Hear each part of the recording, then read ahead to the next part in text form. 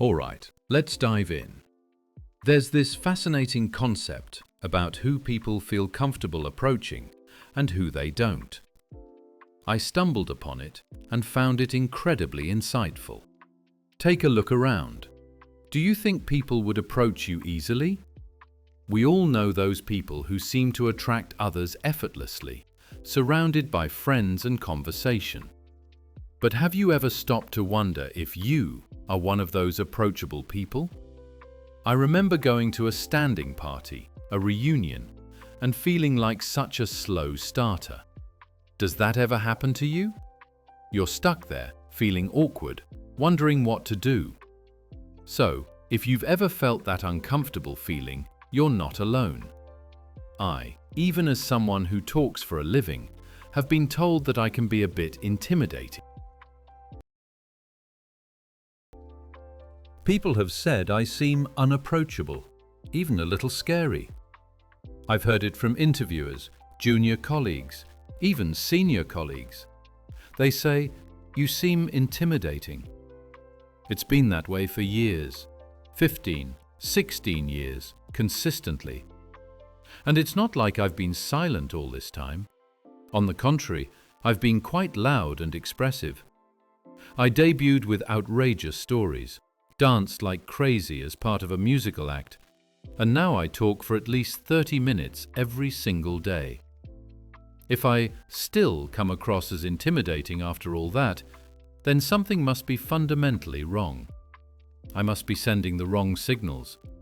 And the fact that seniors who have known me since my debut still find me scary tells me that it's not about time or familiarity. It's not about time, and it's not about fame. It's not like people are scared because they don't know who I am. I've had reporters trembling while trying to interview me, saying they've been watching me since they were kids. So why are they trembling? If they've been watching me since they were kids, that eliminates the new encounter factor. So, what is it? We need to figure this out, because if you don't become an approachable person, you're missing out big time. Becoming someone others want to talk to has incredible benefits. Maybe you're thinking, "Nah, I'm good. I'm fine just being normal. I can't imagine people flocking to me at a reunion or a party." You might think it'd be a hassle to be approached all the time. "I'm happy chatting with the people I'm comfortable with in the corner," you might say. But let's reconsider that. There are overwhelming advantages to being approachable. Imagine a world where you're someone people want to connect with. The benefits are immense and concrete. It starts with increased encounters. Naturally, you'll meet more people if they're open to approaching you. New faces, new connections. You might hear, "Hey, I'm Ham, nice to meet you." You exchange business cards, and they say, "Feel free to call me sometime." These encounters lead to more information. Someone might say, "Hey, did you hear about? Are you doing okay?"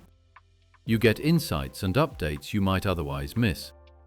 If people find you unapproachable, they won't share information with you. You might end up finding out about a fun reunion on social media, seeing pictures of a great barbecue with the usual crew, and realizing you weren't part of the usual crew.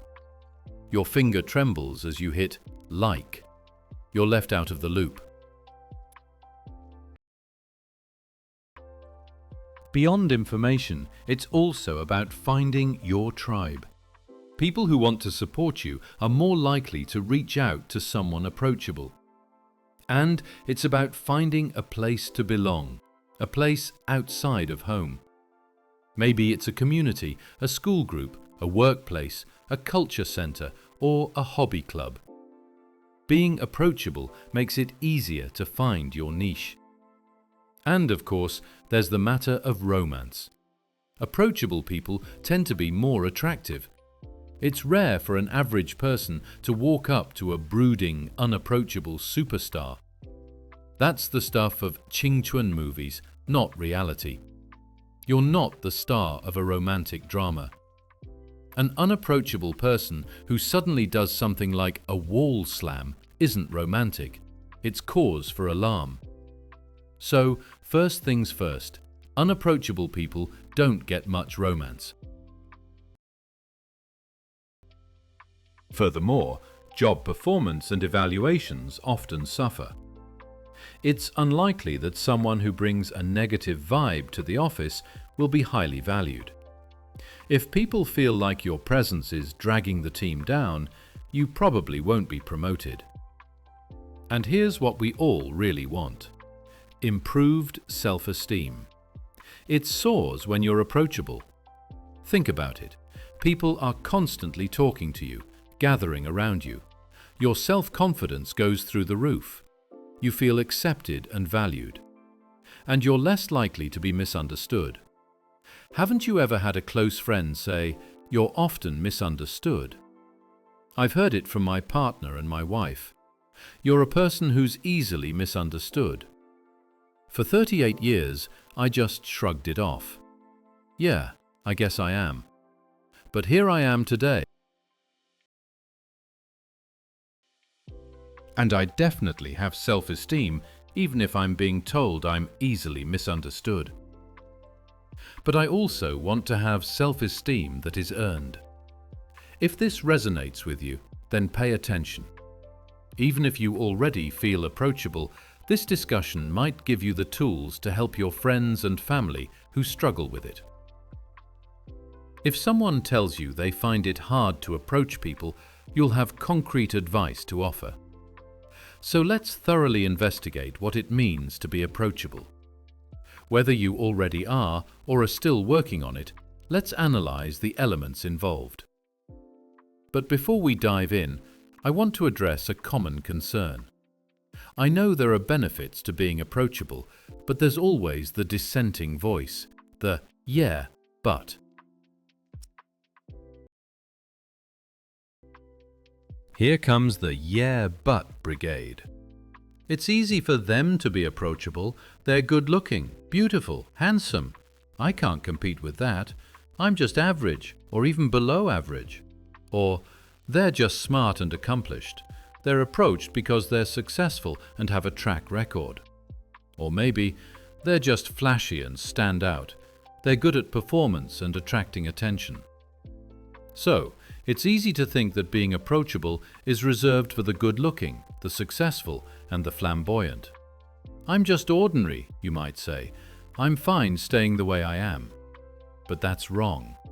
Being approachable isn't about being special. Think about it. Imagine you're at a party or reunion. Who are you going to approach first? The most beautiful, successful, and flamboyant person in the room. The superachiever who graduated top of their class, went to Harvard, became a politician, has a model for a spouse, and speaks 4 languages fluently. Would you feel comfortable walking up to that person? Probably not. You'd approach someone who looks approachable, someone ordinary. So, the ability to be approachable is not limited to certain people. It's a skill anyone can develop. But for some reason, many people have this misconception. Because such an ordinary thing has such overwhelming benefits, many are missing out. We're going to go through common pitfalls you need to escape. These are the traps where we all end up, closing our eyes, not moving forward. The first of these is do not approach aura. We're familiar with it. You can feel it. We've all felt it and reacted to it. But what is its essence? It's simple: eye contact, or lack thereof. Those with this aura, are they making eye contact with you? Often not. They're looking at their phones, reading, working, doing something, not engaging. On the other hand, constant eye contact usually means a different type of approach, like fighting. So, eyes forward means I'm open. Those that don't often can't see opportunity. That's just throwing your net into the world. Now you are going to hear about emotion, the value of being calm, and the power of never disagreeing.